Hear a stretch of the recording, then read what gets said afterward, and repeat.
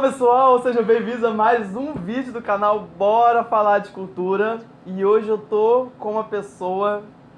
Ai, eu tô nervoso. Nem sei porque que eu tô nervoso, porque eu já conheço ela há muito tempo. Eu nunca fiquei tão nervoso igual hoje. Ela é mãe, avó, escritora, poetisa, redatora, diretora, cantora, compositora... Faltou o quê? Palestrante. Da Lei 10.639. Escritora, já falei de vários livros. Eu tô aqui com... Roteirista. Roteirista eu falei. É? Tia, tanta coisa. A gente até se perde aqui com Vera Linda Menezes. Muito obrigada por ter aceitado o nosso convite. Eu tô muito feliz, muito nervoso, porque eu tô aqui com a mão gelada já. Eu também tô nervosa, sei lá que ele quer saber de mim, tia. Ela queria saber as perguntas. Eu falei assim, não, na hora a senhora vai saber, eu tenho certeza que a senhora vai gostar. É uma honra estar aqui, a senhora sabe o carinho e a admiração que eu tenho, já falei isso diversas vezes para a senhora, sem público, sem ninguém perto, só eu e você. Então tá aqui no papel de perguntar à senhora, conhecer um pouco mais a senhora, que eu tenho que parar de falar senhora. Ai. Mas eu acho legal, eu acho que a questão assim dos mais jovens... manterem a questão do respeito, não por medo e tal, mas por admirar, né, a pessoa mais velha. Acho interessante. Sim. Eu abri mão do senhora para os meus filhos, para eles poderem falar assim, tu para todo mundo, não ficar falando senhora para os outros, para qualquer um, né? Uhum. Mas eu acho bacana, acho educado, acho elegante. Não, porque assim, né, a gente conhece no dia a dia aí a senhora, aí a gente tá aqui, aí eu tô tentando fazer um esforço de você, de ser a pessoa, artista e tal, de não ser a nossa amiga querida. Dona Vera, aqui, copiei igual todinho. A gente sempre começa perguntando para todo mundo que já deu a entrevista, a gente quer saber um pouco do que formou a senhora como artista. Então, o nosso objetivo aqui é trazer e tentar traçar uma linha do tempo. E a primeira pergunta que eu sempre fiz para todos os convidados é: na época que a senhora nasceu, qual era o contexto social? Qual era o seu contexto social? Qual era o contexto do país naquele momento? E quais são as suas lembranças de ainda pequena com a cultura? Olha, tá aí uma pergunta diferente, gostei. Gostei. Ai, eu tô suando ainda, né? Tá aí. Tu sabe que eu nunca parei pra pensar sobre isso? A gente tá aqui pra falar sobre isso. Porque eu sou uma mulher negra, de uma família negra, né? Então isso faz diferença. Faz diferença quando eu converso com mulheres da minha faixa etária, de meu nível social, que são brancos, eles vêm de uma outra realidade. Né? Então, se tu parar para pensar, há 66 anos atrás, como é que era o contexto social, cultural para uma família preta? Ou seja, a família preta, o que ela tinha de contexto cultural, ela não era nem ver televisão, né? Porque na época a televisão não existia preto e branco, né? Não era nem ver televisão. Aí a gente vai começar a contar da televisão. Então, eu lembro da minha mãe que gostava muito de cantar, muito. Ela vivia em casa cantando as músicas da Ângela Maria, da Emilinha Borba, da Marlene, né? Então, a minha cultura, rádio, né? Eram as rainhas do rádio, né? Porque na época, a cultura para as famílias pretas do meu nível social, ele se limitava ao rádio. E de vez em quando, uma ida ao cinema. Sim. É bom a gente falar que a gente esqueceu de um pequeno diferencial, que a senhora não é do Rio. A senhora é... Rio Grande do Sul, onde a cultura é muito diferente. Então, muito muito importante a gente colocar isso também. Hoje em dia é diferente. Estive recentemente, fiquei 2 meses em Porto Alegre, lá na minha casa, lá eu não tinha vida social, assim, essa vida pungente que eu tenho aqui. Aqui a cultura nasce e se espalha para o resto do Brasil. E tu imaginas isso há 66 anos atrás. Que era interior, né?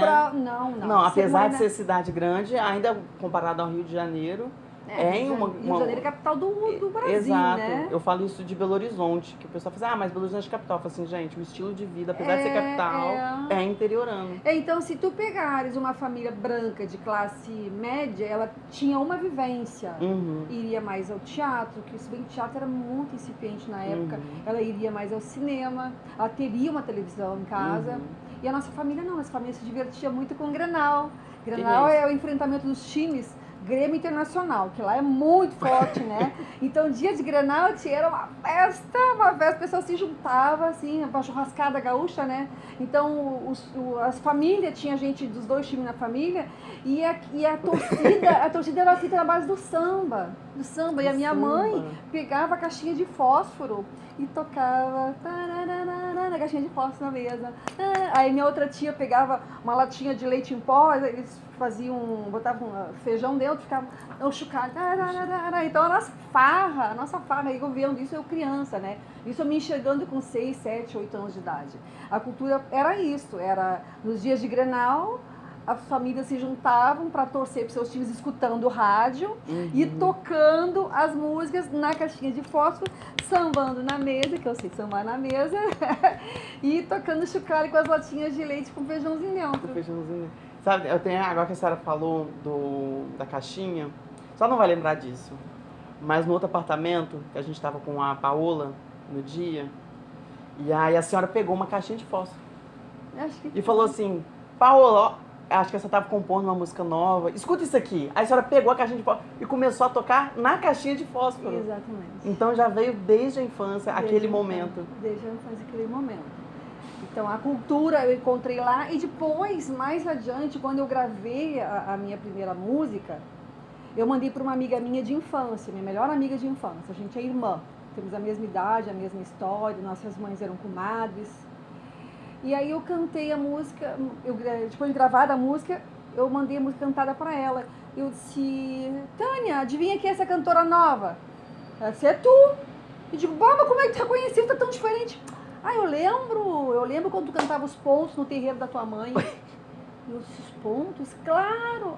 Aí que eu raciocinei que a Beyoncé começou a cantar na igreja evangélica. Sim. Outros, né, muitos começam na igreja evangélica, no coral. Divas, né, eu comecei a cantar dentro de um centro de umbanda. Gente. Incrível. Eu tinha, a minha mãe tinha um centro de umbanda na sala de casa. Eu tinha acho que uns 10 anos, quando ela abriu, 9 a 10 anos. E lá com os 10 eu comecei a ajudar a cantar. Aí o chocalho passou a ser um AG, que era um instrumento grande, a gente ficava... Aí depois eu tocava, eu cantava com o pé. Eu fazia isso aqui, ó. Então eu começava... Refletiu a luz divina com todo o seu esplendor. Desde no reino de Oxalá. Aí que eu lembrei, quando ela me falou, eu digo... Gente, eu comecei a cantar no centro de umbanda. Eu nunca tinha parado pra pensar nisso. que eu tinha começado como cantora. Tira sapato, bota o pé pra cima. Eu gosto. Ah, não, assim. é que aí eu tô com meu pé aqui, ó. Não, eu gosto assim. Aí que eu lembrei que eu comecei a cantar no centro de umbanda. Então essas são as minhas referências de cultura, de como eu vivia a cultura, de como eu me descobri como artista. Só que a música veio pra mim como arte muito tempo depois. Essa música que a senhora gravou e mandou pra amiga, já tá solta aí pra todo mundo ouvir? Sim, qual é a música? Eu tenho um CD infantil. Essa especificamente. Essa música são as músicas da Princesa Violeta. Do CD então da Princesa. já é. Então a gente vai chegar nessa parte. Foi quando eu fiz o CD que eu mandei pra ela a primeira música que eu tinha gravado, porque fiquei com vergonha, né? De como é que eu vou mandar essa se eu não sei. Eu não fiz aula de canto. Eu não sei. Mas a senhora acabou de dar uma palhinha aí, eu não sei nem como é que faz esse solfejo, né? Não sei nem como é que fala esse negócio. Só sei que eu sei fazer. Só sei que eu sei fazer, mas eu nunca estudei. É autodidata total. As coisas assim, a gente vai convivendo, né? Vai pegando de ouvido, né? Quantos instrumentistas tem aí que nunca estudou um instrumento? Né? Então, as músicas vieram vindo. E eu tenho essa coisinha assim de fazer. E a minha mãe gostava de cantar. Então a gente aprendeu, né? E a cultura na época, no contexto que eu me criei, a gente não podia ter muita festa, muito ajuntamento, porque era a época da ditadura, né?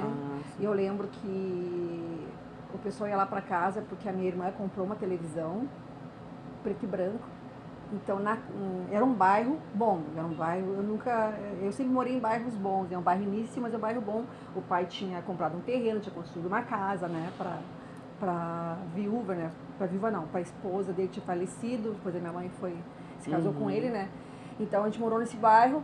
E lá a minha irmã, né, que é a filha mais velha dele, foi a primeira ali da região a comprar uma televisão. Aí todo mundo ia pra casa de Gente, vocês. era show! 15, 20 pessoas indo pra lá pra assistir televisão. A frente da casa ficava cheia. Ela botava a televisão assim, de longe, a gente ficava olhando, né, a televisão e as pessoas ficavam curtindo. Aquilo era uma festa. Me fez também voltar, porque eu conheço a senhora do agora, né? Não conheço a senhora do passado, tô aqui para conhecer a senhora do passado. E aí, quando a senhora vem falando, vem me trazendo lembranças. Igual, todas as vezes que eu fui na casa da senhora, sempre tinha gente. A senhora sempre gostou de pessoas, da casa cheia. Muito. Então, é também desde essa tradição que a senhora tem lá de trás, de todo mundo unido, todo amigos, mundo. E a gente riu. Casa aberta, casa cheia. Porque como a minha mãe tinha um centro de Umbanda, a casa estava sempre cheia. Sim. Como a minha mãe tinha 8 filhos, a casa sempre cheia. Minha tia tinha 9 filhos, casa cheia. Aí vem prima e tia. A outra irmã da minha mãe tinha... Cachorro, periquito, papagaio. Outra tinha 22 filhos, casa cheia. Então, pra gente, casa... Tanto que eu queria ter 6 filhos, né? Meu Deus do céu. O meu projeto de vida é ter 6 filhos. Pra mim era normal, nós éramos 8. Sentar na mesa, aquele bando de gente pra comer. Eram 8 mais 2, 10. Eram 10 em volta da mesa toda hora, todo dia na hora de jantar. Meu Deus. Final de semana tinha mais aparentado. Então pra nós a casa cheia era normal. Entendi.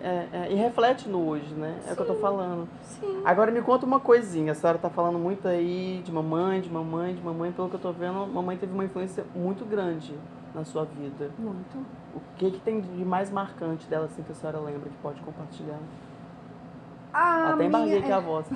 A minha família é uma família matriarcal, ou seja, na nossa família as mulheres que mandam. Então quem mandava em casa era minha mãe, meu pai era maravilhoso. Cozinhava, lavava fralda, cuidava de filho, trabalhava o dia inteiro, chegava em casa de noite, fazia janta. Aí eu casei com um homem que fazia a mesma coisa. Hoje ele chegava de noite, fazia janta, domingo fazia comida. Minha irmã também, a marido da minha irmã também cozinhava, a outra irmã também cozinhava. Então os homens da nossa família se habituaram nesse ritmo. Então o homem que não cozinha não entra na família. Entendi. Tem que saber cozinhar. Então é uma família onde as mulheres são muito fortes. Não há mulher submissa, não há mulher com problemas assim nos relacionamentos, que nem a gente ouve muito falar. Essa questão, digamos, de violência doméstica, essas coisas todas que eu ouço falar, das mulheres submissas que não conseguem trabalhar fora, isso, aquilo, na minha família nunca aconteceu. Entendi. Porque a nossa família era uma família de mulheres fortes. Entendi. E isso eu adquiri, passei para as minhas filhas também. Sim. Né? E os meus filhos eu digo, vocês têm que saber cozinhar. Vamos pular um pouquinho lá pra frente, né? Aí vamos falar já falou da infância, já falou da importância de mamãe na sua vida. E aí aquele período da adolescência Ai, caiu, né? Deixa eu colocar isso assim. Prontinho. Aí, adolescência, ali, vida adulta, aonde que a arte acabou entrando o papel dela, porque a senhora acabou seguindo uma outra profissão, uma outra formação. Como que veio essa decisão de fazer e o porquê que a arte ficou um pouco, como que eu posso colocar, retraída? Para trás, né? Para trás, um pouquinho talvez censurada pela própria sociedade, pela senhora. Não. Como é que foi não essa... Não houve dizendo assim, não pode fazer. Não, nunca houve. Nunca houve disso. Até porque na família da minha mãe tem puxadores de escola de samba, que são os mais antigos de Porto Alegre. Tinha os baixadores do ritmo. Eu acompanhei a minha mãe indo para casa do meu tio, do tio Dirceu, né? Tem o meu primo, Dodô Adroaldo, né, que é puxador de samba. Então a mãe desfilava, então a gente tinha essa vivência. Então a arte não era uma coisa que era impedida, não, apenas não se fazia arte como meio de ganho. Entendi. Não como meio de ganho. Então, eu me formei na PUC do Rio Grande do Sul em 1983. Isso tem 40 anos. Ciências contábeis, que aí me especializei em auditoria e perícia. Né? Então eu sou... Mas o porquê esse curso... especificamente? Porque a senhora via dentro da sala de aula... Não, pode, depois a gente vai passar. Eu sempre fui muito inteligente. fato. Eu descobri isso quando eu entrei no primeiro ano. Né? Aí quando terminou o primeiro ano, a diretora falou pra minha mãe na reunião: sua filha é muito inteligente, só Mas tira por que 10, esse 10, curso? 10. Que é tão discrepante da arte, que é tão exato. É que Então- a arte não existia pra mim como trabalho. Entendi. Nunca se falou em arte como trabalho. Mas por que fazer conta, gente? Não existe pessoa que gosta de fazer, hoje eu vou fazer uma conta Meu tão amor, boa mas hoje. Mas na nossa família, o meu pai era analfabeto. Aham. Sabia escrever só o nome dele, mas ele era construtor. Uhum. Pegava as plantas de engenheiro, fazia Não. um monte de cálculo, comprava material, deixava uma casa pronta de pé. Tá, E mas fazia por que conta conta? fazia conta tudo de cabeça. O meu pai não usava nem calculadora. Era conta de cabeça. Uhum. A minha mãe sabia escrever só o nome dela. Ela só foi aprender a escrever quando ela se aposentou, que eu levei ela para o Mobral, no antigo Mobral, para aprender a escrever, que era o sonho dela aprender a escrever. Uhum. Mas ela era inteligente, só não tinha oportunidade. O pai Uhum. também é inteligente, só não tinha oportunidade. Matemática para mim era a coisa mais simples do mundo, sempre foi. Entendi, Os meus filhos todos têm uma grande habilidade em matemática. entendi. Então, faz parte da nossa família ter uma habilidade na lógica. Entendi. E a minha mãe dizia: minha filha vai ser contabilista, minha filha vai ser contabilista. Eu disse: meu Deus, que profissão horrível é essa? Eu fui descobrir o que era. Aí eu lembro que tinha uma maquininha assim, que era com uns botões, tu apertava, dava manivela.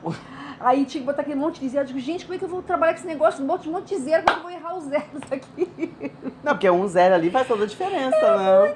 Não, eu achava aquilo assim, sabe? Embora... Apavorante. É É o que eu acho ainda hoje. Mas aí tu sabes que eu estudei, né? Eu estudei sempre escola particular, porque eu sou do tempo que tinha a parte fundamental, era dividido de primeira, quarta série, na primeira, quinta série era o primário. Uhum. Depois tu te formava, tinha uma formatura, tinha um vestibular, que a gente chamava exame de admissão, que é tipo um vestibular, que daí tu poderia passar pro ginásio, que era o sonho de consumo das pessoas pobres, que é fazer o ginásio. Fazer o ginásio. Então, somente... Porque o governo só dava de primeira a quinta série escola pública. Aí, a minha irmã me inscreveu numa bolsa de estudos para a Prefeitura Municipal de Porto Alegre. E fui sorteada, graças a Deus. E aí, eu fui cursar o ginásio numa escola judia. Meu Deus, que bagunça é essa? Porque a Numa mulher escola nasceu no judia. centro de Umbanda, se formou musicalmente no centro de Umbanda. Aí ela foi fazer a escola Um onde? ginásio, Meu na escola judaica. Deus Que é a do céu. escola Rui Barbosa, uma das mais tradicionais de Aí Porto já era Alegre. ditadura ou não? Já tinha passado? Não, foi até 64, ditadura, né? 67. Então, mas não esse ano já tinha passado, Já tinha então. passado. Aí, quando eu chego lá na escola judia, eu aprendi com 11, 12 anos a preencher cheque, a calcular desconto, a entender sobre formação de cartel, trust, todas as habilidades que o comércio exigia, investimento, tudo com 11, 12, 13 anos. Entendi. Então, lá, as minhas habilidades matemáticas foram aproveitadas e foram estimuladas. Sim, sim. Né? Aí, quando eu terminei o ginásio, eu tinha que ir para uma outra escola, porque a minha bolsa de estudo é para escola particular, né? E ali na região não tinha uma escola que tivesse um curso, porque antes era assim, ó, tu te formava no ginásio, depois tu fazia ou científico, que era para ir para as exatas, ou clássico, que era para as humanas. Que é o magistério? Que a gente Não, fala? não. Clássico tu podia fazer. Não, era um curso, tinha o tá. tinha o magistério, o clássico, o científico. Entendi. Né? Então eu queria fazer o científico. Não queria fazer o Mas clássico. mais por alguma forma, um apontamento da sua mãe relacionado a isso de fazer Não, a mãe queria que eu contabilidade? fizesse contabilidade, mas eu queria fugir, Deus me livre, aquela coisa horrível. Mas e cheia de nesse número. momento que teve que decidir? Aí eu fui procurar uma escola que tivesse. Aí nesse ano teve uma tal da reforma do ensino. Justo quando eu me formei. Tá. Teve a reforma do ensino. Que daí juntou o clássico e juntou o científico e criaram o tal do segundo grau. Ah, que é o ensino médio hoje. Que é o ensino médio. Aí eu disse, pai, agora pra onde é que eu vou? Porque não se falava em fazer faculdade, pobre não pensava em faculdade. Era uma coisa que era coisa de rico, até porque no Rio Grande do Sul tinha somente 3 universidades.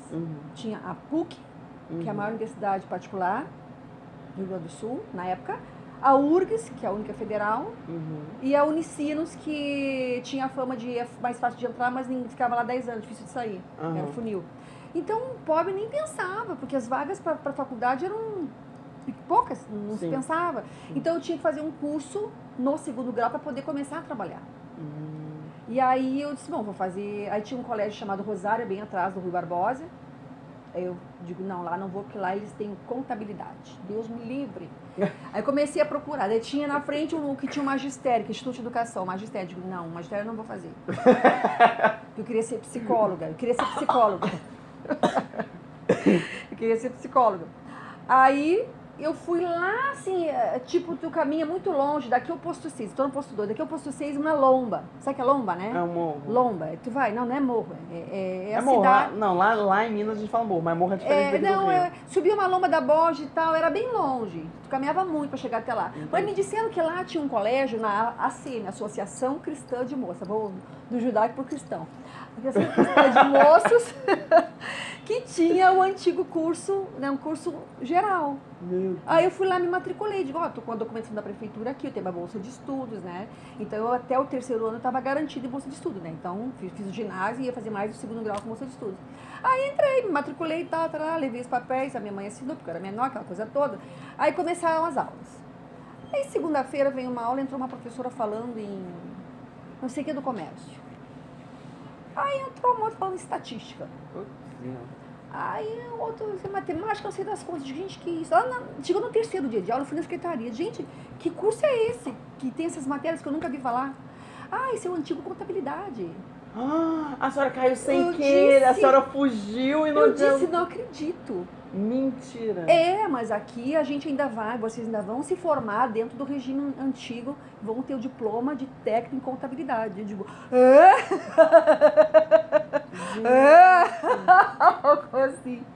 assim. Mas aí, eu disse, o que eu vou fazer? Eu posso pedir transferência para outro colégio, né? E se não, fica mais uns dias, se não gostar, pede transferência. Então tá. Aí fui ficando e fui gostando. Aí tinha direito e legislação, eu adorei aprender sobre leis, que hoje eu amo, né? Aprendi matemática financeira, o professor Coronel Iponema ensinava matemática financeira de uma maneira encantadora, todo mundo tirava 9 e 10, que o pessoal aprendia mesmo. E era muito bom. Aí, resultado, me formei técnica em contabilidade. Tem diploma de técnica em contabilidade. E mesmo que a senhora tentou fugir, andou que a minha mãe disse, léguas submarinas. Virei que minha mãe disse, virei técnica em contabilidade, comecei a trabalhar na área, né? Daí um professor meu, coronel João Borges Machado, que era meu professor, me levou para trabalhar na Brigada Militar do Estado do Rio Grande do Sul. Quantos anos você tinha nessa época já? Eu tinha 18, para poder ir lá já tinha 18, eu me formei com 18. Aí comecei a trabalhar na área, fui fazendo cursos e concursos na área, aí depois fui trabalhar como contadora de uma empresa, uma multinacional, e com 22 anos a empresa foi comprada por um grupo, e aí eu fiquei desempregada, de banho agora. Aí eu lembro que o dono da empresa, o senhor Mário, me garantiu o salário por 2 ou 3 meses. Ele disse, não, pode procurar emprego tranquilo que eu vou te bancar por 2, 3 meses. Me deu todo o meu salário, me deu a minha rescisão e eu ia lá no final do mês para receber o outro salário. E aí eu comecei a batalhar no mercado. Só que como eu tinha 22 anos e uma mulher negra querendo cargo de chefia, isso há quantos anos? Há 40 e tantos anos atrás? Como é que faz? E ficava sempre entre as 3 selecionadas. Ficamos com agência de emprego, né? Temos 3 selecionados aqui. Sempre ia eu, uma mulher branca e um homem. O homem sem branco sempre ficava. Aí eu comecei a ficar triste, comecei a entender que existia uma questão ali de discriminação, mas com a idade. Eu não entendia que era questão racial também. Aí um amigo meu me falou, por que tu não monta um escritório para ti? Eu disse, como assim montar um escritório? Monta um escritório, porque se tu perder um cliente, tu perdeu um cliente, tu perdeu teu emprego todo, perdeu só um cliente. Tu já é contadora, tu tem teu diploma, né? Então monta teu escritório. Eu disse, como assim? Aí como assim, durante o meu trabalho lá, eu fiz a fiscalização, batia lá para fiscalizar, elogiava o meu trabalho, sabe? Eu era muito benquista, muito bem conceituada. Aí fiz muitas amizades. Aí conheci uma contadora, a Érica Lemos, que até já faleceu, que procurava uma sócia. E aí me indicaram para ela. E eu me associei ao escritório dela. Então, de um valor que eu recebia dos clientes que eu nem tinha ainda, né? Eu daria 30% para ela dos meus ganhos. E ela me cedia o espaço, me ensinava a trabalhar. E ali eu comecei. E ali eu tive muitos clientes, ali eu ganhei muito bem, fiquei muito bem, porque eu descobri que eu era boa. Aí eu descobri que eu era uma profissional muito boa. Quase saiu um pi, mas pode sair, aqui a gente não nesse tem, meio, sem censura aqui. Nesse meio tempo eu fiz vestibular, para ciências contábeis. Aí que aí tomou gosto pelo porque, rolê. claro, porque daí o que acontecia? Eu era fiscalizada por muitas fiscalizações, do INSS, do Imposto de Renda, do ICM, tudo me fiscalizava, todo mundo me elogiava. Eu tinha muitos clientes. Trabalho sempre impecável. Aí me diziam, por que você não vira fiscal? Por que tu não vira fiscal? Por que tu não vira fiscal? Ah, tá. Aí eu comecei a me dizer, como é que eu faço para virar fiscal? Aí depois ela me dizia, olha, tem concurso tal. O pessoal me mandava material, me juntava material para eu poder estudar. Aí teve no meu escritório, teve uma colega minha hoje, chamada Yolanda. Ela disse, tu é muito boa, tem que fazer concurso. Eu disse, mas como é que eu faço isso? Eu vou te trazer aqui meu material do meu concurso para tu estudar. E quando abrir concurso eu te aviso. Então, ela me abriu. Uma outra moça, eu estava indo para a PUC, e ela, por que tu não faz concurso para auditora da Fazenda? Eu digo, auditora da Fazenda? Do Tesouro do Estado? Eu digo, meu Deus, eu sou do Tesouro do Estado. Claro que é muito inteligente. Cara, eu tirava 9 e 10 na PUC, entendeu? Mas aí a senhora poderia já se inscrever no concurso com o técnico ou eu precisava do superior? Não, eu já estava me formando já. Ah, tá, já tinha quantos anos já? Não, no meu escritório eu já estava, quando ela foi me fiscalizar, eu estava me formando já.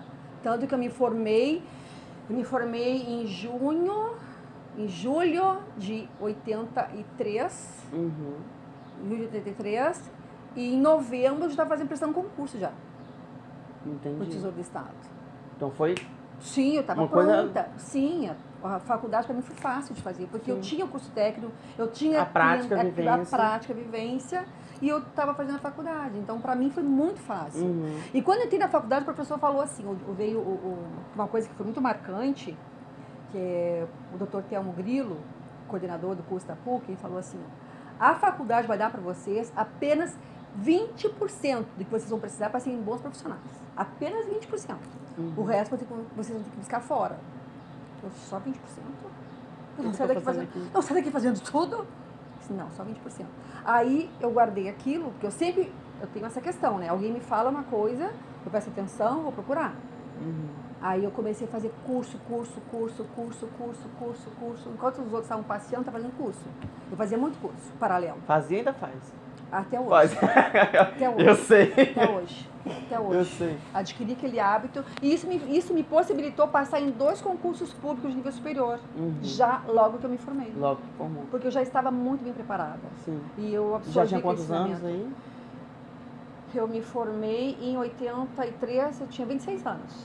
Com 29, eu assumi como auditora do Tesouro do Estado do Rio Grande do Sul. E aí, nesses 10 anos já de formação do médio, formou com 18, né? Até os 29, 11 anos, vamos ficar 10 anos. Aonde que a cultura ficou guardada nesse período? Nos bailes, das festas, no rádio, na TV. Mas em consumir ou em fazer? Consumir. Fazer nunca. Entendi. Nunca. Mas nunca porque a senhora não tinha pensado ou porque a senhora não achava que não ia conseguir chegar Eu lá? nunca pensei em ser artista. Nunca pensei em ser artista. Eu assumi lá no Tesouro, fiquei trabalhando, depois, o que aconteceu? Qual foi a virada? A virada foi que a minha filha mais velha, a Sharon, ela era uma menina muito moleca, né? Muito moleca. Andava de abrigo. Não, calma, grandão. Pera Como aí. é que a arte apareceu? A senhora tá pulando fases. Não, como é que a arte apareceu? A arte apareceu só lá, através dos meus filhos. Então, aí que tá. Não foi através de mim. A senhora pulou uma etapa aí. Pulou.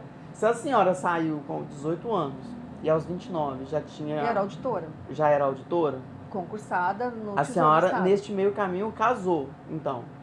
Namorou. Não, eu Conheceu casei. o marido. Não, casei antes. Não. Casou quando? Casei logo depois que eu me formei no ensino médio. Eu casei com 19 anos. A senhora não fala isso agora pra gente? Não perguntou? Então vamos recapitular lá atrás. Não, eu casei aí, quando então, eu tava no ensino médio. A senhora casou com 18 anos? 19. Um ano depois? Que já tinha, Eu fiz todo o ensino médio namorando, noiva, e eu casei eu me formei no final do ano, com 18, e depois com 19... Eu casei, em setembro, 14 eu casei. Isso era muito comum antigamente, né? As pessoas casarem cedo. A gente vê hoje em dia os casais casando mais tarde, mais velho. Mas eu vejo muito cedo. Então, tinha gente que casava com 13, 14. 13, 14. Casava com 13, 14. Com 15 estava um filho. Era normal. A senhora sentiu uma pressão na época para casar, para... Era costume, né? Quando tu faz o que todo mundo faz, não te acha pressionado. Entendi. Se tu faz o que todo mundo faz, mas eu achava legal, eu achava normal. A gente namorava pra casar. Ninguém namorava pra ficar namorando. Namorava pra casar. Né? Então, eu não vou namorar porque eu vou namorar, porque eu vou ficar. Não, o namoro tinha por objetivo o casamento. Entendi. E o casamento por objetivo ter filhos. Então, assim, nesse meio tempo que a senhora formou, tanto no médio quanto na graduação, virou auditora, virou a dona de tudo lá, a senhora teve que dividir esse ser foda com ser mãe e ser esposa. Sim. Totalmente normal. Mãe de 4. Né? Qual foi a idade que a senhora tinha no primeiro? No primeiro eu tinha, deixa eu ver, foi em 83, faz as contas aí. Aí eu sou péssimo de conta, não faço a editora com a senhora. 26, primeiro eu tinha 26. Depois veio no segundo eu já tinha, ele nasceu em 89, Sim. eu tinha já 32. Uhum.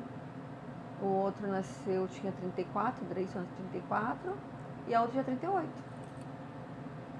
Não foi uma escadinha, né? Não, porque eu planejei 2 filhos, né? Ah. 2 vieram de brinde. Não, peraí, não vem não falando que a senhora estava planejando 6. 6. Mas depois de estar trabalhando fora, depois de ver a realidade, tendo que dar conta de trabalhar o dia inteiro, ter que bater cartão, porque mesmo no serviço público a gente bate cartão, viu, gente? O meu cargo então, era o cargo que cobrava dos outros, então a gente se cobrava antes. Essa era a regra, a gente se cobrava antes de cobrar os outros. Então, como auditor do Estado, a função era se cobrar antes, era ter tudo bonitinho. Então, quando tu começa no corre de ter que dar conta, ter que viajar a trabalho, ter que estar correndo, ter que trabalhar das 8 às 6 e buscar filho na escola, daí o filho sai da escola, tu não conseguiu chegar em casa, aí tem que acionar um vizinho para buscar, tem que não sei o que, tem que acionar a tia, mãe, irmão. Mas você viu na prática o que era?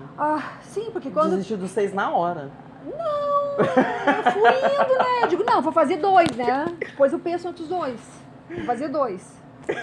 Aí depois eu penso em mais 2, eu penso em mais 2, e assim, né? Porque... Entendi. Eu achava tão linda aquela mesa cheia de gente. Gente, a gente fazia uma esculhambação na hora da comida. Pensa, aí você pensou na sua mãe, depois falou assim, nossa, minha mãe aguentava. Minha mãe era uma santa, porque minha mãe aguentava. Não, santa nada, minha mãe da farra também. Ela tinha um fecho de varas de marmelo na mão. Tá. Assim que ela educou a gente, tá? Então ela tinha um fecho de varas de marmelo desse tamanho. Ela pegava 7 varas de marmelo, tinha marmeleiro no pátio, botava uma cordinha aqui, sentava no sofá com as varas aqui, ó. Conforme tu fazia, ela fazia sum nas pernas com as varas. Então tua mãe não era de muito papo? Não, Papum. Não, minha mãe era de porrada. Não, minha mãe era de porrada mesmo. Esse negócio de, ai meu filho queridinho, não tinha. Mas também eram quantos? Já lavou a louça? Não. O que tá fazendo então? Sum! Assim você ia pro colégio com as pernas todas. Já tá rindo aqui de nervoso, né? Toda roxa. Eu ia pra casa, às vezes eu ia pro colégio com as pernas roxas. E se eu dissesse pra mãe, não fui eu levantava a voz, era um tapa nos beiços. Pá! Tinha que ir pra aula com o beiço inchado, com as pernas roxas. E não deixava de aula. Tinha que ir? Não, eu não deixava de ir. Tá. Não, eu nunca. Queria me castigar, me impedir de aula. Esse é meu castigo. Se não lavar a louça, não vai para aula hoje. Deus me livre. Nunca. Nunca. Meu castigo era não ir à aula. Meu Deus. Isso era muito triste para mim. Deus me livre. Não ler, não poder ler, não fazer alguma coisa com relação a não poder fazer meus temas. Às vezes eu não podia fazer tema de dia. O que é tema de dia? O tema é o que chama de... Aqui no Rio vocês chamam de dever de casa, né? Eu chamava de tema de casa. Então, como eu tinha muitos irmãos, voltando lá para trás, eu tinha que cuidar dos irmãos. Entendi. Eu era número 2 de 8. Entendi. Então, abaixo de mim tinha 6. Eu tinha que ajudar a cuidar, porque a minha mãe trabalhava também, meu pai trabalhava. Então, eu não tinha tempo de dia de fazer os temas. Entendi. Eu acordava de madrugada para fazer tema.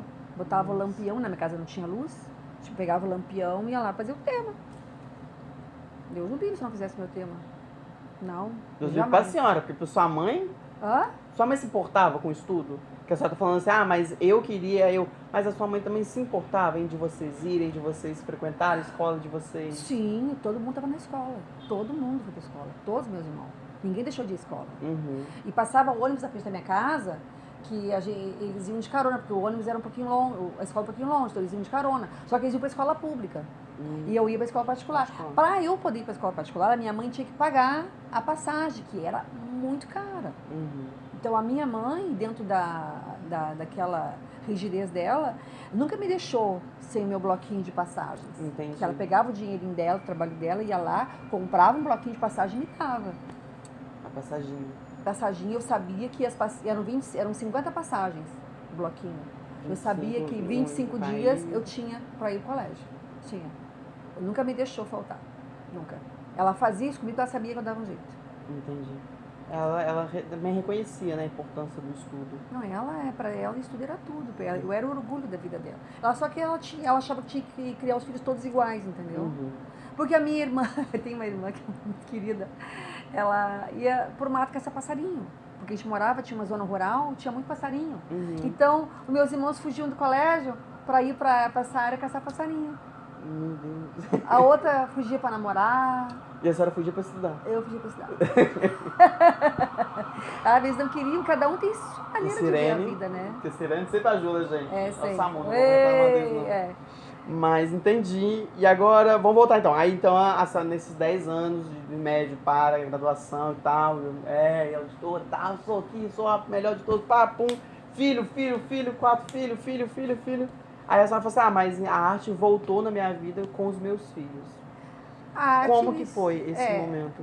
Porque assim... Quando a senhora deu aquele estalo, eu falei assim, cara... Não, pra mim nunca. Pra mim deu pros meus filhos. Deu pra entendê-los artistas. Porque a minha sogra, a falecida já, ela tem uma família que tem artistas. A minha sogra pintava quadros. Entendi. Fazia desenhos. O irmão dela, cantor. O irmão dela, ela é estilista, desenhava as roupas. Depois desse meio tempo tivemos uma loja de confecção, onde a minha sogra fazia os desenhos. E eu escolhia o tecido e contratava toda a equipe. E o meu ex-marido, a gente fazia as vendas. Meu irmão, a gente tinha uma loja, tinha negócio. Então, paralelo ao escritório, existia o negócio da família. Onde era a minha sogra, meu ex-marido, meu irmão, a minha cunhada. Então, a gente tinha um negócio. Onde a minha sogra, que era a artista. Entendi. Onde o irmão da minha sogra, que ele é o vereador lá em São Gabriel, ele cantava numa banda. Onde o outro irmão do meu ex-marido é radialista. Então, a veia artística existia na família, mas segundo eu, do lado deles. Do lado deles. Nada a ver comigo. Entendeu? Então, para mim, até lá, eles tinham alguma coisa de arte. Porque foi aí que eu te disse, um dia eu vi a minha filha imitando o telesexo. Eu achei muito engraçado. Que isso? Volta. Muito... eu achei tão engraçado. Telesexo foi quando começou a prostituição por telefone. Oi? Já ouviu falar sobre isso? Jamais! Novidade! Peraí, como é que é? Prostituição por telefone. Misericórdia, como é que é? Gente! Fiquei nervoso aqui. Aí, como funciona isso? Era assim.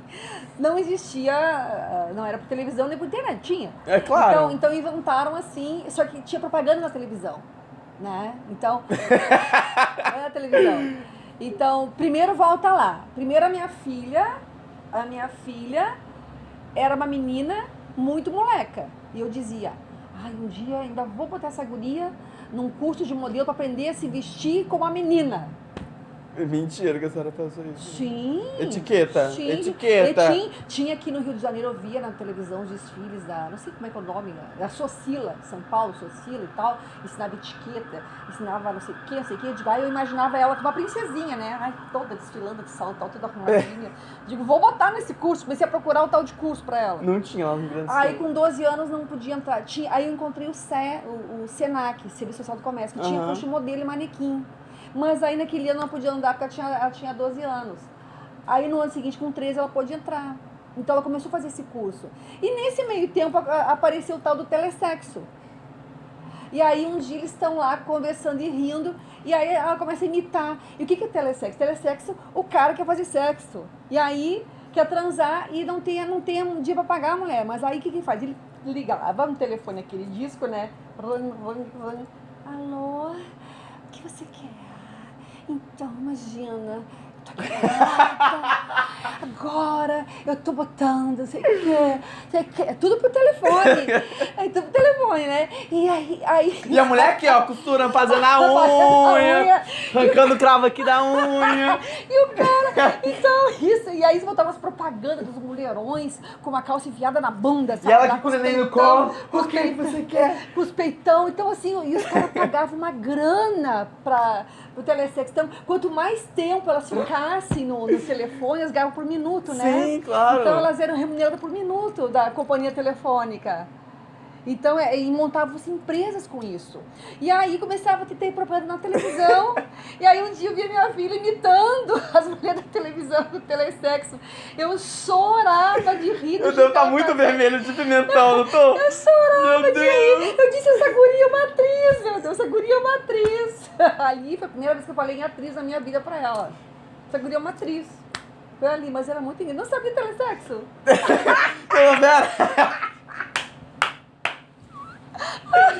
Ai, meu Gente, Deus. era muito bom. Alô, alô, o que você quer? Ai, E a pessoa do outro lado tava pagando boleto. Tira sua roupa agora, ponha pra fora. Agora eu tô fazendo isso, agora eu tô fazendo aquilo. Meu Deus do céu, dona Vera. Isso eu nunca ouvi falar na minha vida. Gente, que eu sou antiga, né? Nunca. Mas eu acho também que tem um negócio da sociedade de colocar tabu nesses temas, né? As pessoas não se falam abertamente. Mas tava na televisão a propaganda. É, então. Hoje na internet tem alguns canais, hoje tem os canais de televisão, né, que são privativos. Antigamente não tinha isso. Tinha o telesexo, o cara ligava. Meu Deus! E foi ali a primeira vez que eu dei de cara com a minha voz falando, a minha filha é uma atriz, sabe? Mas e a senhora, aonde que nasceu, voltou a arte na senhora? Que a senhora falou que voltou com os meus filhos. Onde é que eu encontrei? Através deles fazerem arte. Eu comecei a me envolver com arte. Em que sentido? Em levar ao teatro, assistir as aulas de teatro, que tem que levar a criança de 12 anos, tem que estar lá, né? Porque daí ela fez o curso de modelo manequim, depois foi fazer curso de teatro. Então tu leva pro teatro, tu leva a mais velha, leva os pequenos, vai deixar os pequenos onde? Tem que levar junto. Aí tu acaba botando os pequenos também na escola de teatro. Aí tu tem que levar e depois buscar, não, tu fica lá esperando. Aí tu fica assistindo a aula, entendeu? Fica assistindo a aula. Então eu tinha 3 fazendo aula de teatro. Então eu ficava assistindo a aula. E a senhora meio que... Tu vai absorvendo. Vai absorvendo a linguagem, vai absorvendo o entendimento de como é que funciona a coisa. Eu ajudava eles com as oficinas, ajudava eles com os temas, com as performances, eu ficava fazendo algumas coisas. E qual foi o ponto de partida que a senhora teve de falar, eu também quero agora? Olha, eu comecei com a arte numa fase muito difícil da minha vida, muito difícil. Eu tive uma crise de depressão muito profunda, fui hospitalizada. E nas terapias de recuperação eu reencontrei o trabalho artístico manual que eu tinha feito na minha escola, no Rio Barbosa, trabalhos manuais, reencontrei o gosto. E quando eu estava num dia na minha casa, eu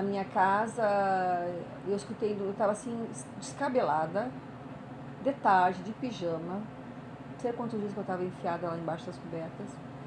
E aí eu escutei no rádio, a SECAD procura novos autores. Se você tem um texto, uma história para contar, mande para a SECAD, prêmio de 10 mil reais. Eu disse, olha, prêmio de 10 mil reais. Na rádio. Passando pela minha cozinha, é hora de eu botar meu texto da Princesa Negra para minha filha, que eu queria tanto, que um dia alguém ia fazer, que ninguém fez.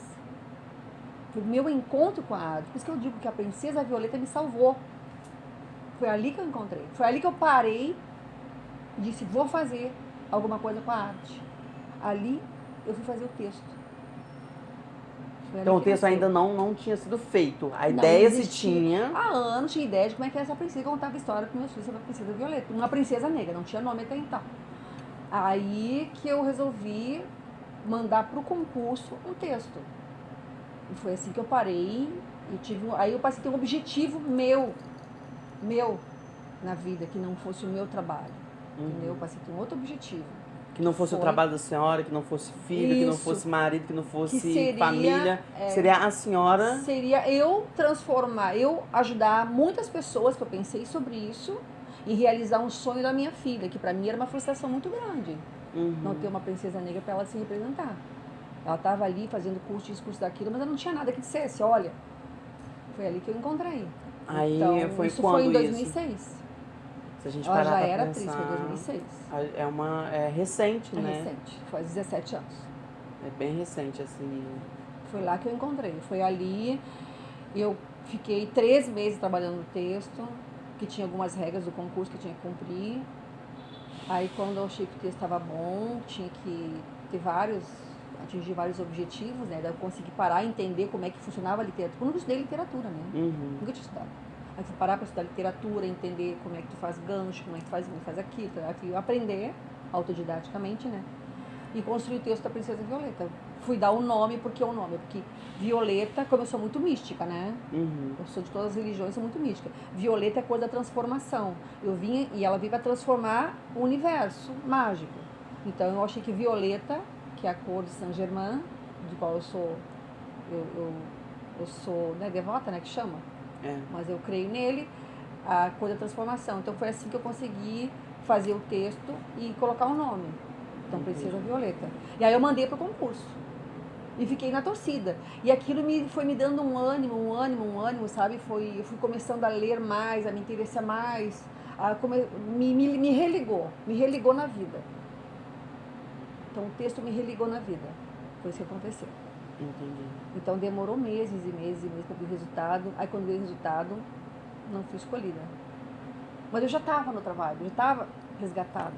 Aí eu fiquei acho que uns 2 anos acamada. Foi bem feio. Foi bem triste. Fiquei uns 2 anos acamada mesmo, tipo assim, final de vida. E ali, por isso que eu digo, por isso que eu tenho tanto amor por ela. Ela me resgatou. Mas quando você falou, ela me veio a vida, na verdade, não a princesa. A princesa. Porque quem olha a senhora, conhece a senhora no dia a dia. Eu falo porque eu tenho essa honra de conhecer, de a gente conversar e tal. E a senhora sempre é pra cima, sempre... Claro, tem uns momentos sérios e tal, mas a senhora gosta de rir. A senhora ri da senhora, a senhora ri de situações, que é o mais difícil. A gente tem dificuldade de rir da gente, a gente se cobra tanto que a gente não se permite rir da gente. Então, quem olha pra senhora hoje, eu não sabia dessa história. Então, Quase ninguém sabe. Quase ninguém sabe. Tá tendo a honra de saber. Acho que é a primeira pessoa que tá sabendo disso. Mas tá gravado, agora muitas pessoas vão saber. Tudo bem. E eu fico feliz por isso e fico muito honrado da senhora sentir a vontade de compartilhar. É porque eu acho que ajuda, né? Porque, na verdade, a depressão é uma doença química, né? Uma doença química, não é frescura, não, é doença química. É falta de um químico no cérebro. E muita gente não sabe disso até hoje. Acho que é frescura, que é bobagem. Não, é falta de uma química, de um equilíbrio químico. Sim. É como o diabético. O diabético tem a questão do açúcar. Do açúcar. É como o cardíaco, tem uma questão do batimento. E a depressão também, ela pode ser química. Entendi. Então, se a pessoa tem uma questão química, tem que resolver com medicação.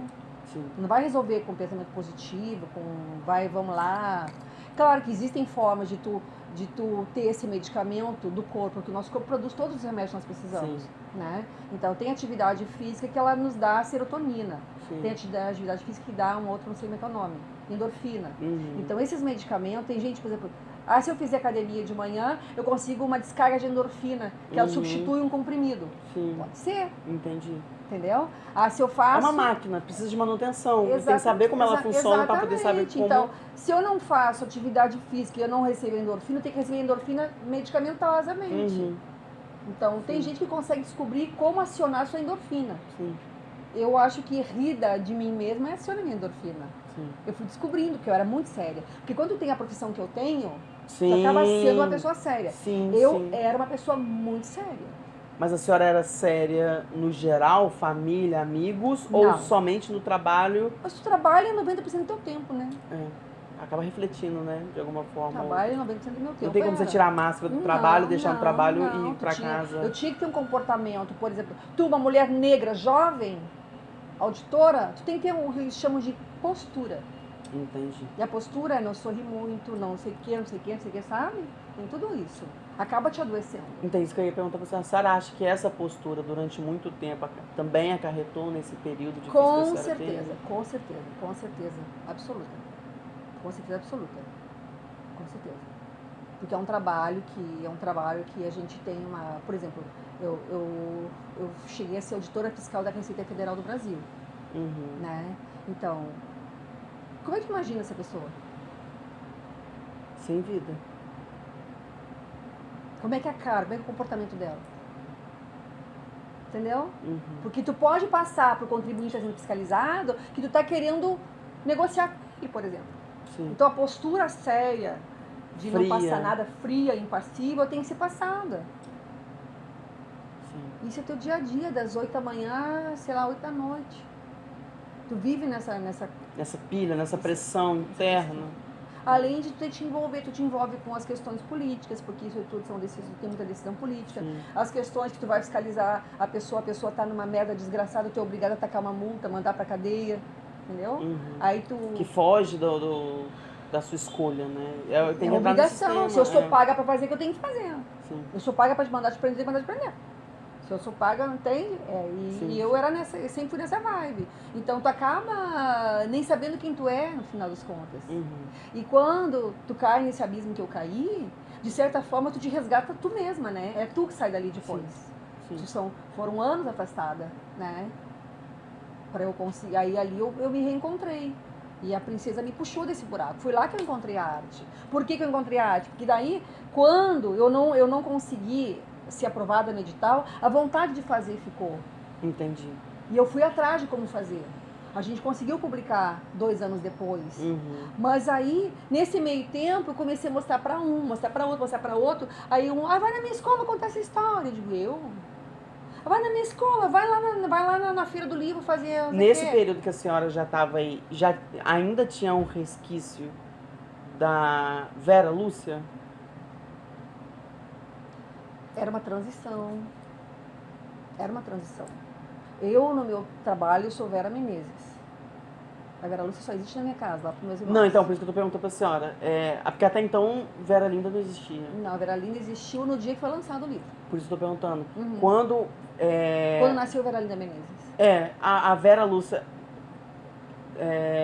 ficou onde nessa história? Ali, nessa... Ficou pra trás. Quando a senhora começou a ser chamada não, a Vera pra Lúcia escola? não. Ficou Vera Menezes pra trás. A Vera Lúcia existe porque ela é a criança, né? Ela é minha criança. Ela é a sua criança hoje. É minha criança. Então quando a senhora ri... É minha criança. Por exemplo, meus irmãos me chamam de Lúcia, Vera Lúcia. Meus irmãos. Quando alguém me chama na rua, Lúcia! Opa! Já sabe que é. Só pode ser meu irmão. Ou minha prima.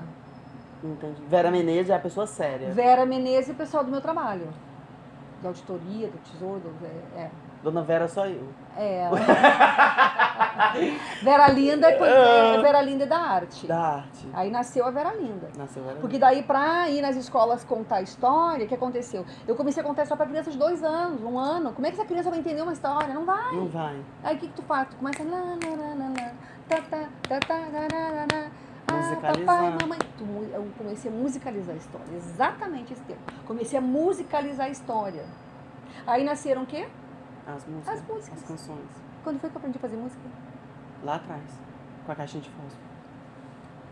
Foi? Foi? Foi. Não? Será? Bom, sei que eu comecei a fazer música indo para as escolas. Entendi. Eu com as criancinhas de 2 anos, 3 anos, eu tinha que contar para eles a história cantando. Contava cantando. E daquela contação, cantando, nascia uma música. Que aí eu gravava no celular, digo, olha, eu fiz uma música. E eu comecei, quando eu vi, tinha um monte de música. Uhum. Aí quando me convidaram para participar do Porto Verão Alegre, que é o maior festival de teatro do Rio Grande do Sul, eu disse, mas eu teatro? Sim, tu já tem a história, já tem a música, já teatraliza, tá pronto para fazer o espetáculo. Eu? Aí nasceu o Contando e Cantando Princesa Violeta, que daí foi o lançamento do livro nesse dia, foi o lançamento do CD e mais o espetáculo. Isso. Então, na E ali, verdade, ali nasceu a Vera Linda Menezes. Ali nasceu a Vera Linda. as coisas foram acontecendo, as oportunidades foram aparecendo. Foram acontecendo. A senhora foi pegando, abraçando, Foi. mesmo não sabendo como ia Não fazer. sabendo, exatamente. Mas foi fazendo. Fui fazendo. Fui fazendo. E aí a gente já tem 15 anos da Princesa. De lançado. De lançado. Tem 15 anos. E aí, a minha pergunta é em relação a Gente, mas tu cavocou, hein? necessidade. Gente, tu conseguiu. Não, e ela aqui nervosa no começo. Não, vamos conversar sério. Dona Vera, fica tranquila. Porque assim, eu tenho uma teoria de que nasce um autor quando se tem leitores e a pessoa quer ser lida, né? Porque tem muita gente que escreve, mas não quer ser lida. Escreve por escrever. E a senhora tem claramente isso, que a senhora quer ser lida. As pessoas reconhecem a senhora como escritora, que também não adianta a gente só escrever se quer ser lido, a pessoa tem que reconhecer a gente.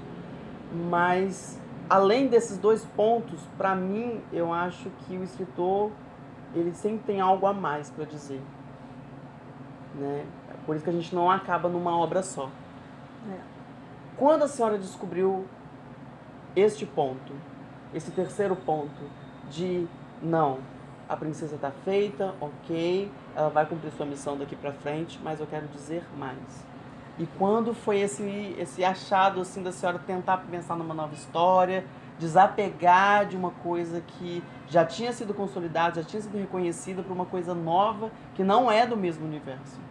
Do mesmo universo, meu livro seguinte é do mesmo universo. Qual é o seu segundo? Porque eu sou, antes de tudo, eu sou uma ativista social. Qual é o seu segundo livro? Lilinda, Mas a Lilinda Lilinda... Rosinha, foi Então, no ano seguinte. Então, mas aí, por isso que eu tô perguntando, a princesa é um conto de fadas. Lilinda já não é. Lilinda Entendeu? é conto contemporâneo. Por isso que eu tô te perguntando, porque são obras completamente diferentes, de universos diferentes, de temáticas Mas diferentes. o que elas têm em comum é que elas vieram transformar o imaginário, Sim. porque não existia anjos negros antes de Lilinda. O primeiro anjo negro da literatura infantil no Brasil é meu. A Lilinda é a Rosinha, que é amiga da Lilinda. Então, eu tinha a preocupação de fazer com que os meus filhos se sentissem felizes sendo representados onde eles quisessem. Então, tinha a questão da minha filha querer ser uma princesa, não podia ser princesa na escola, porque não tinha princesa negra. Teve meu filho que queria ser o anjo do presépio, ele não pôde ser, porque anjo não tinha anjo preto, mas ainda bem que a professora botou ele de rei mago. E eu juntei essa questão dele querer ser anjo com mais pessoas no Brasil quererem ser anjos, mais crianças quererem ser anjos, com uma história da minha outra filha menor, da Sol, que ela tinha uma amiga imaginária, que eu ajudei ela a criar. Então eu disse, poxa, eu posso... Eu comecei a falar com pessoas que me disseram, minha amiga também tem imaginário. Minha amiga também, ela fala, a minha filha, por exemplo, a gente bota a mesa do jantar, ela faz botar o prato da fulaninha, que é a amiga imaginária dela. Aí eu descobri que mais pessoas tinham filhos que tinham amigos imaginários. Fui ler sobre. E aí eu criei esse segundo livro, para juntar as duas coisas. Aí eu trouxe o quê? Eu trouxe a Anjinha Negra, eu trouxe amigo imaginário negro, né? Trouxe uma família negra de nível social, onde a mãe é uma professora universitária, o pai é bem-sucedido, que não se tinha na literatura, uma família negra com um bom nível social. E trouxe também cultura afro-brasileira, que eu tenho ali o street dance, tem a capoeira. Então eu juntei tudo numa obra só, porque eu já estava trabalhando a questão da Lei 10.639, que é a lei que determina que as escolas, todos os níveis, desde a pré-escola até a universidade, trabalhem a cultura brasileira, afro-brasileira e a cultura africana. Então eu juntei tudo numa obra só. E Lilinda ano que vem faz 15 anos. E Lilinda ano que vem faz 15 anos. E a gente lançou em 2011. Lilinda, uma coisa. A Princesa eu escrevi em 3 meses. Provocada pela rádio. A Lilinda eu escrevi em 1h e 20 minutos. Eu sentei... E falei, agora vai. Sentei, já podia fazer história sobre isso. Pois é. Aí a filha, né? Olha, tá lá... a anjinha dela, vou contar a história dela. Aí peguei, sentei, eu lembro até da mesa, sentei, fiquei. Escrevi à mão, né? As minhas histórias já tinha computador. Pô. Não, as minhas histórias são à mão. Eu sinto fluir pelos dedos. É muito impressionante. Eu escrevo à mão. As minhas histórias nascem à mão. A princesa tem toda ela à mão. Então, eu comecei a escrever.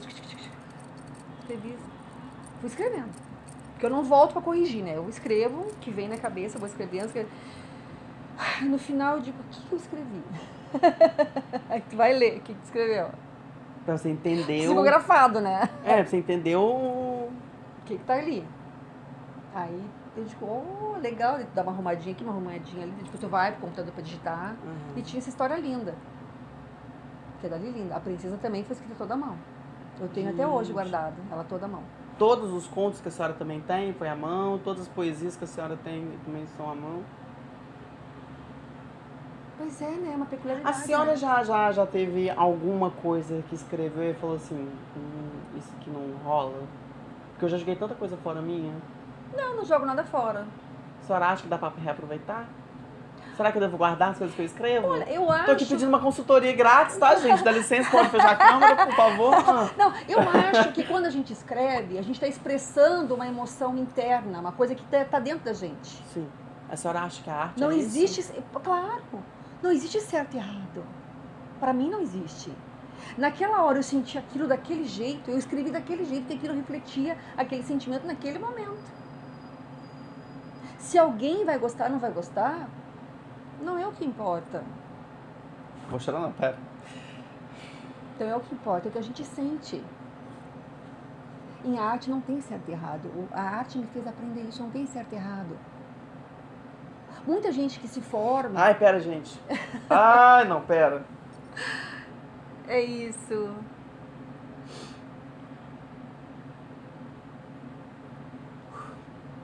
Pera. Não é isso. Quando a gente para, a gente sente uma força que vem, os pensamentos que vêm, tipo assim, enxurrada, assim, eu pego a caneta e começo a escrever. Não precisa fazer sentido para ninguém, apenas para mim. Uhum. É assim que eu enxergo a arte.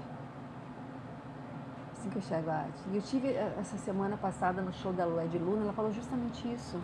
Que quando ela está com raiva, alguma coisa acontece, ela escreve. Vira música, vira poesia. Então, eu vou jogar fora porque não presta. Não presta para quem? Não presta para quem? Se... Saiu de você, né? Saiu de mim. O mais puro sentimento. O mais puro sentimento. A gente materializou, às vezes tu materializa uma dor, e quando tu escreve, aquela dor, ela sai de ti, porque tu escreveu aquela dor. Então, não dá pra dizer, não presta. Não é certo e errado. Se tu pegar e escrever num outro, se tu for conferir aquilo, reorganizar num outro momento, com outro sentimento, vai ser outra coisa. Não vai ser igual. Não vai ser igual.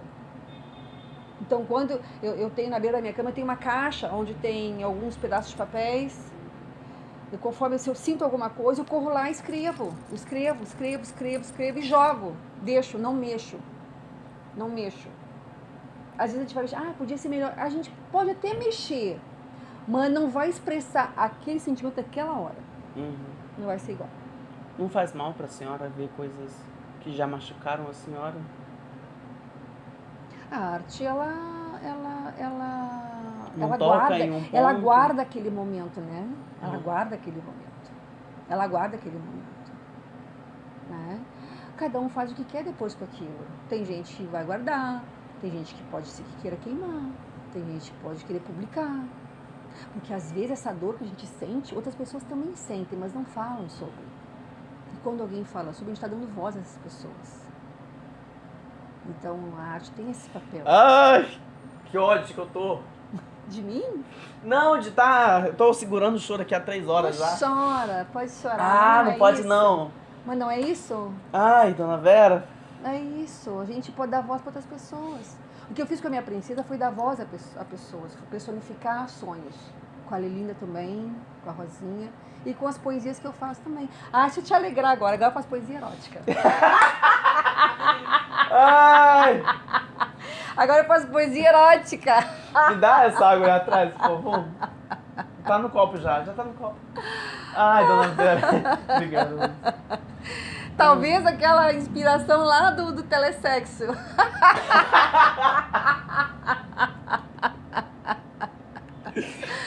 Ai, ai. Ai, gente, eu tô no clima aqui tão... Ai, Jesus. Tá, então assim, pra gente encerrar, porque já deu o nosso horário 1 hora, que eu sei que a bateria da cama demora 1 hora. Já são 4? Agora eu sou... 3? Não, deixa eu te contar uma coisa muito engraçada. Fui convidada para fazer parte de uma coletânea aqui no Rio de Janeiro, de palavras negras cariocas. Aí eles queriam... Me convidaram para ser madrinha do projeto e tal. E aí queriam um texto, né? Meu falando do projeto e um texto meu. Uma apresentação sua, uma posição.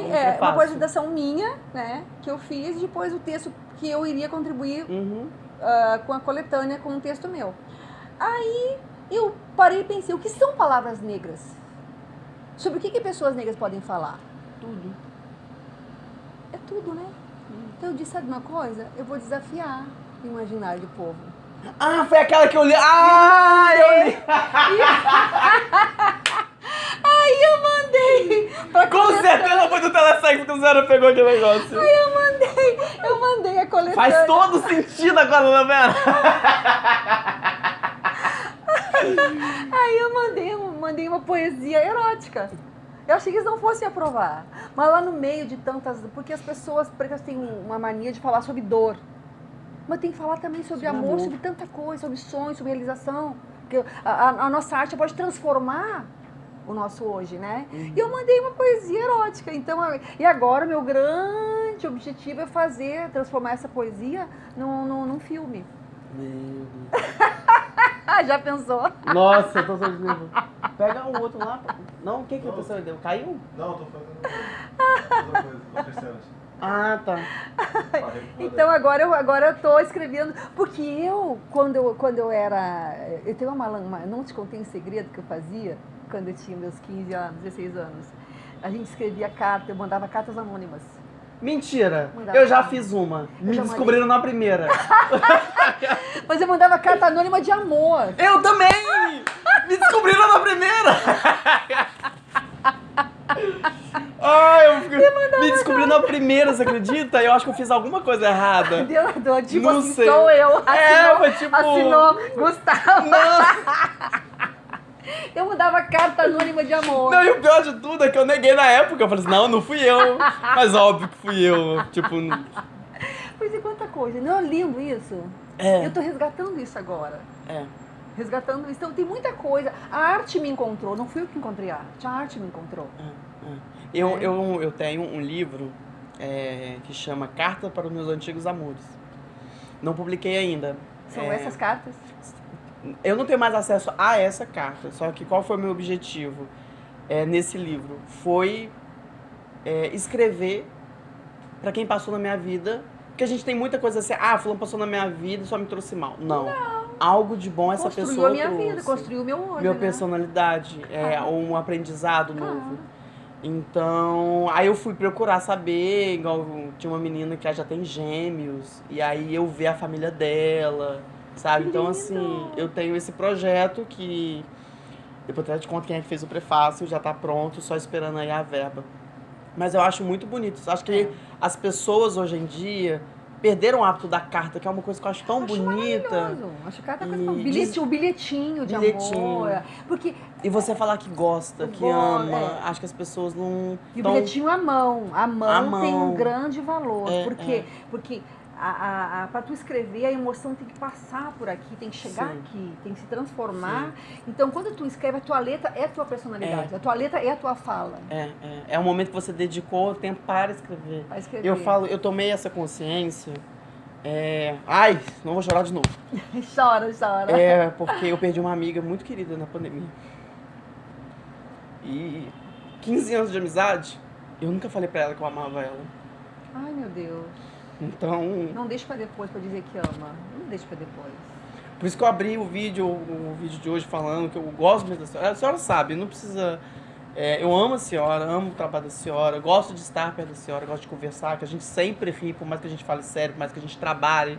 A gente ri bastante, a gente gosta da companhia. E foi desde o começo, né? E eu não perco mais a oportunidade de falar que eu gosto de alguém. Mas é isso. Não Eu dá pra aprendi. viver. Se uma coisa que eu aprendi com a pandemia foi isso, sabe? Aí depois eu comecei a pensar quais as pessoas que estavam tanto tempo na minha vida e que eu nunca havia falado eu te amo.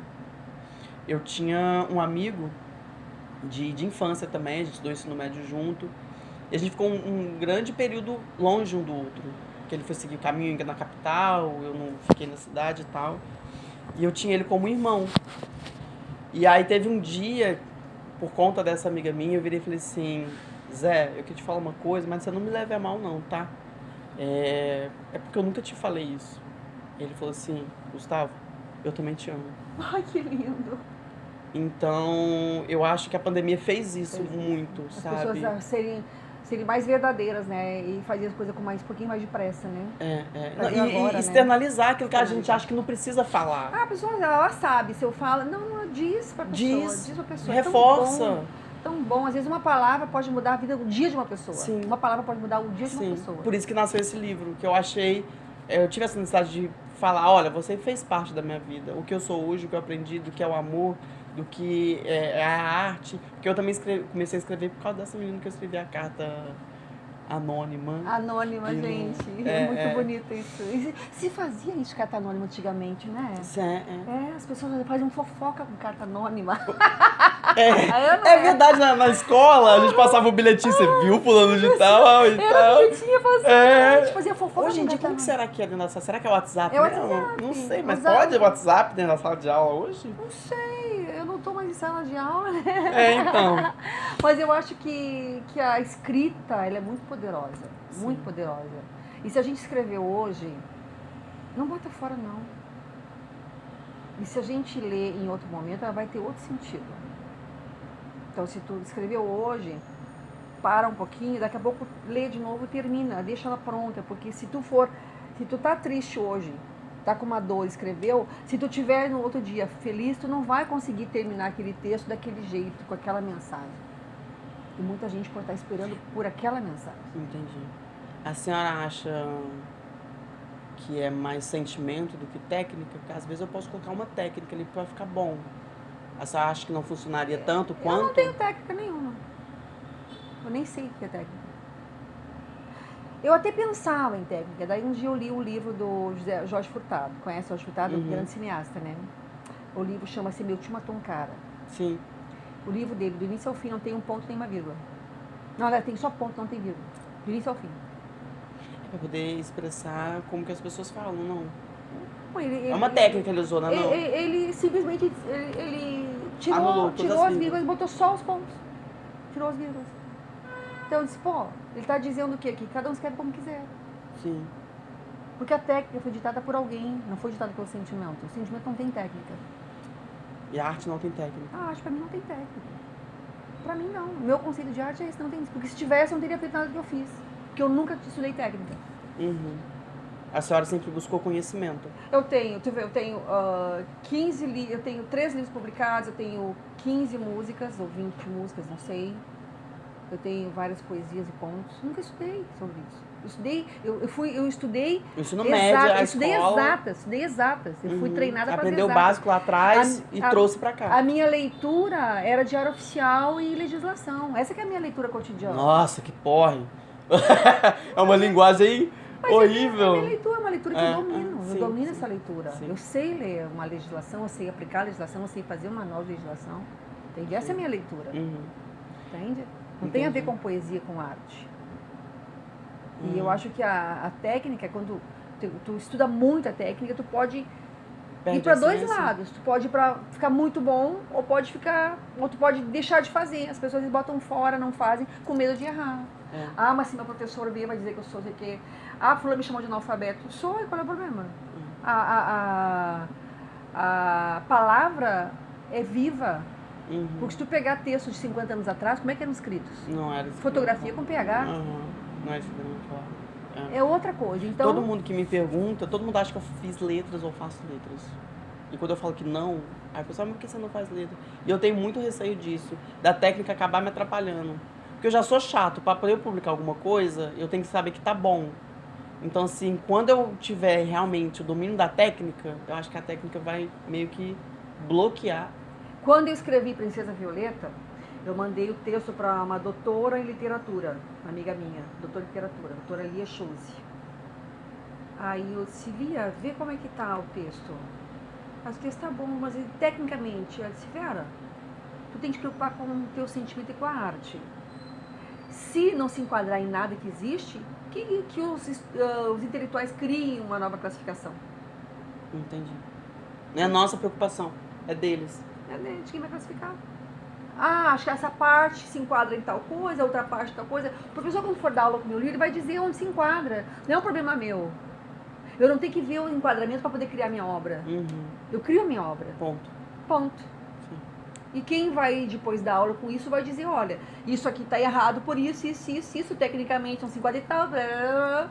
E eu vou vender meus livros, vou falar com as crianças, que é para quem é o meu público dirigido. Uhum. Gente, criança não tem técnica, Uhum. criança tem emoção. Sim. É ou não é? É.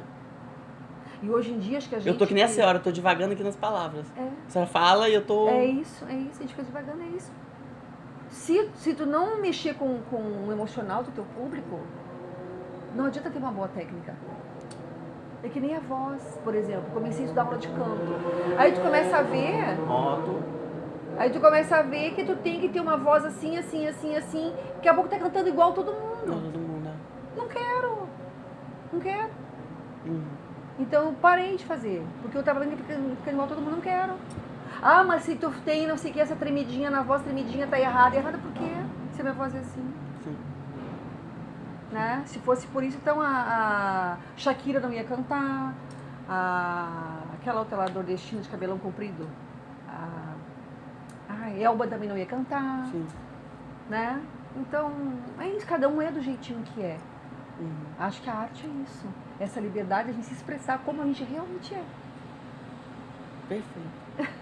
Olha, eu nem vou pedir uma mensagem final, porque eu acho que depois dessa mensagem que a senhora deixa aí, acho que resume tudo, né?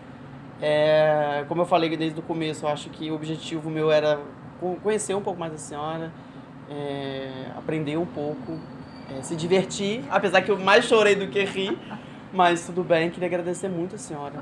Muito, muito mesmo. Você sabe o carinho que eu tenho. Eu te Quando a agradeço gente... esse momento de reflexão, de volta ao passado, foi muito gostoso. Que bom que a senhora gostou, que bom que a senhora se sentiu confortável Sim. em dizer. Eu sei que a senhora estava preocupada e eu tentei fazer de tudo para que a senhora ficasse tranquila. Não, foi tudo bem, ótimo, acho que foi muito bom me abrir contigo, trazer a Vera Lúcia à tona, né? Porque quase ninguém conhece a Vera Lúcia. Tô que nem a Anitta, né? Ah, Larissa, né? Não me chama de Larissa. Não me chama de Larissa, não me chama de Larissa. Mas quando a gente cotou os nomes pra gente fazer esses primeiros entrevistas, que a gente nem sabia ainda como que ia ser, quem ia estar na equipe, linguagem, e foi assim, unânime, Vera Linda. Ai, que fofo. Né? Então, a gente queria trazer isso e a representação que a senhora tem, a importância que o trabalho da senhora tem, que a senhora tem, quebrando paradigmas e tabus, modelo na terceira idade, novas profissões, se arriscando cada vez mais, coisa aparecendo e não Vou virar humorista agora, gente. Então, não tendo medo de dizer não tendo medo da vergonha. E falar em vergonha, pega pra gente a panela. Chaleira. Olha essa panela Eu maravilhosa. sou uma grande cozinheira. Dona Vera é excelente cozinheira. Grande cozinheira. Isso aqui era um cabo. Era uma chaleira. É uma chaleira, Era uma mas tampinha. era uma tampinha daqui. A Dona Vera é ótima na cozinha. Vera linda. Dona Vera Linda, não posso falar Dona Vera. Olha isso que ela fez. Isso aqui é uma recordação, né? Recordação muito, de um momento importante na sua vida. Sim, eu estava muito relaxada, divertida. Quase taquei fogo na cara. Não, é que a comida, o fogão não gosta de mim. Eu ligo o fogão. Olha, caiu, depois a gente pega. Eu ligo o fogão, gente, não tem jeito. É que foram 30 anos, 35 anos, casada com um homem que cozinhava. Que cozinhava. E aqui na nossa família, como eu falei, todos os homens cozinham, né? Uhum. Eu cozinhava.